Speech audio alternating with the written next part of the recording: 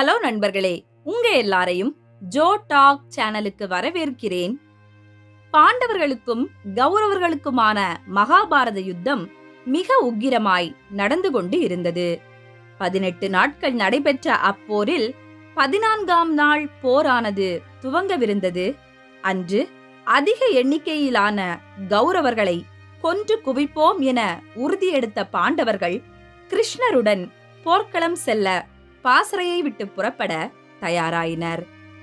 அப்போது அவர்களை வீர திலகமிட்டு வழி அனுப்ப வெளியே வந்த திரௌபதியோ என்றுமில்லாமல் கிருஷ்ணரை நோக்கி வித்தியாசமான கேள்வி ஒன்றை கேட்டாள். அவள், கிருஷ்ணா, முக்காலமும் அறிந்தவனே, உன்னிடம் நான் ஒன்று கேட்க வேண்டும். இந்த யுத்தம் முழுவதையும் நீயே நடத்துகிறாய். இதில் கொல்பவனும் நீயே, கொல்லப்படுபவனும் நீயே, வெல்பவனும் நீயே, வெல்லப்படுபவனும் நீயே. கண்ணா, நீ சொல், இன்றைய தினம் யார் யாரெல்லாம் கொல்லப்படுவார்கள்? வெற்றி யார் பக்கம் இருக்கும் என கேட்டாள். திரௌபதி அக்கேள்வியை கேட்டதும் அவள் மட்டுமன்றி பாண்டவர்கள் அனைவருமே ஆவலுடன் கிருஷ்ணரின் முகத்தை நோக்கினர். அவர்கள் அனைவரின் விழிகளிலுமே அப்போது அன்றைய போரின் நிலவரத்தை முன்கூட்டியே அறிந்து கொள்ள வேண்டும் எனும் ஆர்வமானது அதிகமாக இருந்தது. அதை தெரிந்து கொண்ட கிருஷ்ணரோ, திரௌபதி, எல்லாவற்றையும் நடக்கும் முன்னரே அறிந்து கொள்ள வேண்டும் என்பதில் உனக்கென்ன அப்படி ஒரு ஆர்வம்? சரி, இன்றைய போரில் வெற்றி தோல்வி என்பது ஒரு புறம் இருக்கட்டும். ஆனால் ஒன்றை மட்டும் சொல்கிறேன். இன்று இந்த உலகத்திலேயே மிகவும் நல்லவன் ஒருவன் கொல்லப்படுவான். அதுவே உண்மை. அவன் இறக்கப் போவதை நினைத்தால் என் மனமானது இப்போதே வருத்தம் கொள்கிறது என்றார். கிருஷ்ணரின் அவ்வாய்மொழிகளை கேட்டதும் திரௌபதி உட்பட பாண்டவர்கள் அனைவரும் அதிர்ந்து போயினர். அவர்கள் அனைவரும் சோகம் மேலோங்க தங்களில் மூத்தோனாகிய தருமரின் முகத்தை நோக்கினர். ஆம், அனைவருக்கும் தெரியும், இந்த உலகத்திலேயே மிகவும் நல்லவன் எனும் பெயர் பெற்றவர் தருமர் மட்டுமே. தன் வாழ்நாளில் அவர் ஒருபோதும் தர்ம நெறியை தவறியது இல்லை. அவரை விட உலகில் வாழ்பவருள் நல்லவர் வேறு ஒருவரும் இல்லை. அப்படி இருக்க நம்முள் மூத்தவரைத்தான் நாம் இன்று இழக்கப் போகிறோம். ஏனெனில் கிருஷ்ணரின் வார்த்தைகள் பொய்யாக போவதில்லை என பாண்டவர்கள் கண்ணீர் சிந்தியபடியே தம் தம் தேரில் ஏறி போர்க்களம் புறப்பட்டனர்.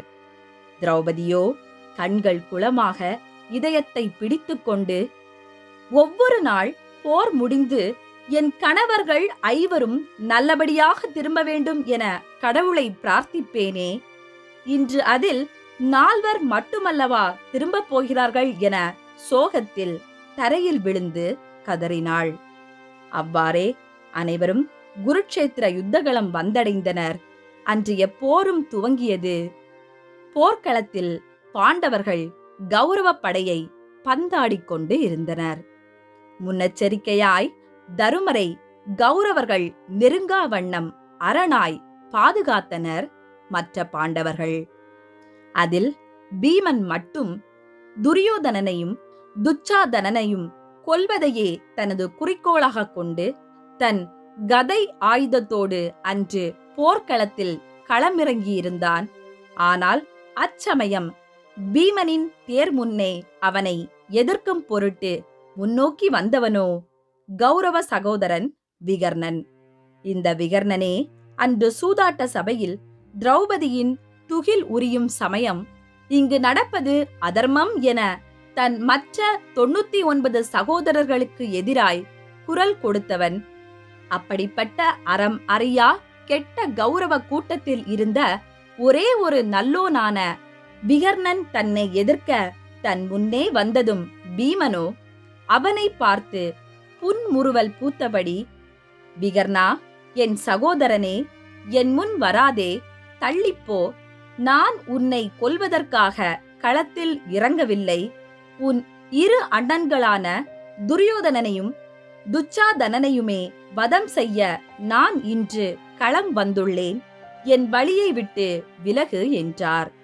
அதற்கு விகர்ணனோ பீமனை பார்த்து பலமாய் சிரித்தபடி, ஏன் பீமா, என்னை கண்டு அஞ்சுகிறாயா, இல்லை என் பலம் உன்னை விட அதிகம் என ஏற்றுக்கொள்கிறாயா என்று நகைத்தான். பீமனோ, என்னது பயமா, எனக்கா? விகர்ணா, உன்னை நான் எதிர்க்க துணியாததற்கு காரணம் அச்சம் அல்ல, நான் உன்மேல் கொண்டிருக்கும் அன்பே. அன்று அதர்மம் தலை விரித்தாடிய சூதாட்ட சபையில் உன் அண்ணன் துச்சாதனன் திரௌபதியின் துகிலை உரிந்த சமயம் நீ ஒருவன் மட்டுமே இங்கு அநியாயம் நடக்கிறது நிறுத்துங்கள் என்று குரல் கொடுத்தாய். அப்போது மெய்ஞானியான பிதாமகர் பீஷ்மர் கூட வாய் மூடி மௌனமே காத்தார். ஏன், நாங்கள் ஐவரும் கூட அன்று கையால் ஆகாதவர்களாகவே அமர்ந்திருந்தோம். ஆனால் நீயும் நீதிமான் விதுரர் மட்டுமே அப்போது ஒரு பெண் மானபங்கம் படுவது கண்டு உள்ளம் பதைபதைத்தீர்கள். அறத்திற்காக உன் அண்ணன்களுக்கு எதிராகவே குரல் கொடுத்த வெள்ளை உள்ளம் கொண்டவன் நீ. ஒரு பெண்ணிற்கு நேர்ந்த அவமானம் கண்டு துடி துடிக்கும் உயர்ந்த நெஞ்சம் கொண்டவன் நீ. அப்படிப்பட்ட உயர்ந்த ஆன்மாவான உன்னை கொல்ல நானும் விரும்பவில்லை, என் கதாயுதமும் விரும்பவில்லை. ஆகவே தள்ளிப்போ விகர்ணா என்றான். அதை கேட்டு விகர்ணனோ சற்றே நகைத்தபடி, பீமா, நான் அறவழியில் நிற்பேன் என்று கூறினாயே, அது உண்மைதான். ஒரு பெண்ணின் மானம் சூறையாடப்படும்போது அதை எதிர்த்து குரல் கொடுப்பதே அறம். அதனால்தான் நான் அன்று அறம் சார்ந்து நின்றேன். அதைப் போலவே இன்று இப்போர்க்களத்தில் நான் சார்ந்து வாழ்ந்த என் அண்ணன்கள் தரப்பில் நின்று உயிர் போகும் வரை நான் போரிடுவதே அறம். அதுவே நியாயம். ஆகவே வா, என்னை எதிர்த்து போரிட்டு வென்று என் சகோதரர்களை நோக்கி நீ படையெடு என்றான். விகர்ணனின் அந்த வார்த்தைகளை கேட்டதும் பீமனோ, வேண்டாம் விகர்ணா, உன்னை எதிர்த்து போரிட நான் சம்மதித்தாலும் என் கதாயுதம் அதற்கு சம்மதியாது. அதுவே என்னை தடுத்துவிடும். ஆகவே தயவு செய்து வழியை விடு விகர்ணா. இல்லையேல் இன்னொரு யோசனை என்னிடம் உள்ளது. நீ வேண்டுமெனில் எங்களுடன் சேர்ந்துவிடு. பாண்டவர்களாகிய எம் ஐவருடன் உன்னையும் சேர்த்து நாம் இனி 6 சகோதரர்கள்.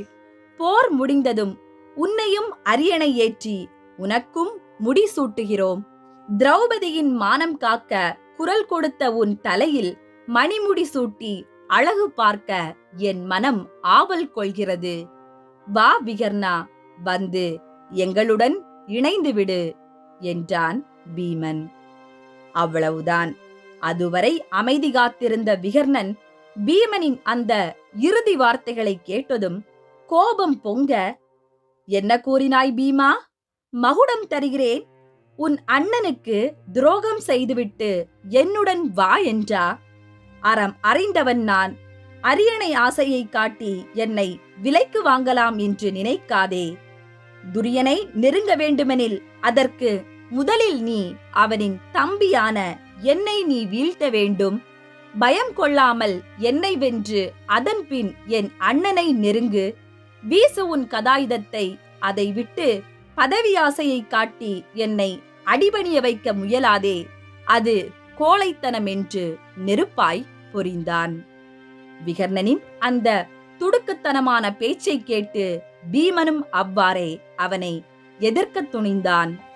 வேண்டா வெறுப்புடன் விகர்ணனை நோக்கி தன் கதையை சுழற்றினான் பீமன். போரும் அன்று உக்கிரமாய் நடந்தது. அதில் சரிக்கு சமமாய் பீமனுக்கு இணை கொடுத்தான் விகர்ணன். நினைத்தது போல் அல்லாமல் விகர்ணனை வீழ்த்துவதும் சற்றே கடினமாக இருந்தது பீமனுக்கு. அன்று ஒரு உண்மை வீரனின் வீரத்தை கண்டான் பீமன். அது மட்டுமல்ல, அறத்தின் வழியே வாழ்பவர்களை வெல்வது என்பது சுலபமல்ல. இவன் ஒரு மாபெரும் வீரன் என்பதை புரிந்தும் கொண்டான் பீமன். இறுதியில் போர் முற்றி மனமே இல்லாமல் தன் கதாயுதத்தை ஓங்கி வீசினான் விகர்ணனின் மீது பீமன். அந்த கதையும் வேகமாய் சுழன்று வந்து விகர்ணனின் இதயத்தை பிளக்க, தான் இறக்கப் போகிறேன் என்பதை உணர்ந்த விகர்ணனும் முகத்தில் புன்முறுவல் படர அப்படியே சிரித்துக்கொண்டே மண்ணில் வீழ்ந்து மரணித்தான் விகர்ணன். அன்று வாழ்நாளில் தர்மத்தின் வழி நின்ற ஒருவன் மரணத்தையும் அன்புடன் வரவேற்று இறந்ததைக் கண்டு போர்க்களமே வியந்து போய் நின்றது. விகர்ணன் எனும் தம் எதிர்த்தரப்பில் ஒருவனே மரணித்த போதும் பாண்டவர்களின் மனதிலும் கூட ஒரு இனம் புரியாத சோகமானது குடிகொண்டது. மாலையில் சூரியன் அஸ்தமனம் ஆகியதும் அன்றைய தின போர் முடிவிற்கு வர பாண்டவர்கள் அனைவரும் விகர்ணனின் மரணத்தை எண்ணி கனத்த இதயத்துடன் பாசறை திரும்பினர். அதே வேளையில் அன்றைய நாள் முழுக்க தன் கணவருள் தருமர் இறந்து 4 மட்டுமே திரும்ப போகிறார்கள் என சோகத்தில் பதற்றத்தோடு காத்திருந்த திரௌபதி பாண்டவர்கள் 5 நலமுடன் திரும்பி வருவதைக் கண்டு நிம்மதி பெருமூச்சு விட்டாள். இருந்தும் அவள், இன்று உலகிலேயே மிகச்சிறந்த நல்லவன் ஒருவன் கொல்லப்படுவான் என்று கண்ணபிரான் உரைத்தாரே, பாண்டவருள் மூத்தவரான தருமரை அல்லவா உலகமே நல்லவர் என போற்றுகிறது. அப்படி இருக்க இன்று போர்க்களத்தில் இறந்தவர் யார்?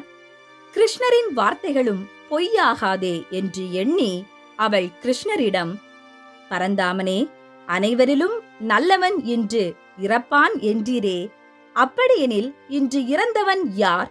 என் கணவர் தருமரை விட நல்லவர் யார் என ஆச்சரியம் பொங்க கேட்டாள்.